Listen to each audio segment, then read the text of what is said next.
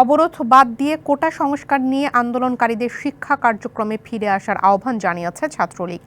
দুপুরে ঢাকা বিশ্ববিদ্যালয়ের মধুর ক্যান্টিনে সংবাদ সম্মেলনে সংগঠনের সভাপতি সাদ্দাম হোসেন বলেন, কোনো অপ্রীতিকর পরিস্থিতি যাতে সৃষ্টি না হয় সেজন্য সজাগ আছে ছাত্রলীগ।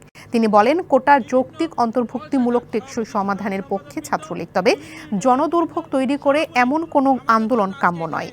হাইকোর্টের রায়ের পর সাধারণ শিক্ষার্থীরা ফিরে এসেছে। যারা আন্দোলনে আছে তারা রাজনৈতিকভাবে কৃত্রিম সংকট তৈরি করে রাজনৈতিক ফায়দা নিতে চায় বলেও অভিযোগ করা হয় সংবাদ সম্মেলনে।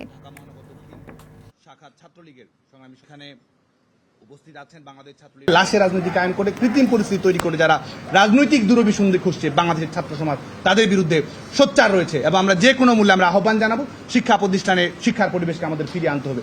আমরা ক্লাস করব, লেখাপড়া করব, লাইব্রেরিতে সময় দিব, প্রস্তুতি নিব এবং একই সঙ্গে আমাদের যৌক্তিক কোনো কথাবার্তা থাকলে যৌক্তিক উপায়ে সেটি আমরা সংশ্লিষ্ট সকল মহলের কাছে আমরা তুলে ধরব।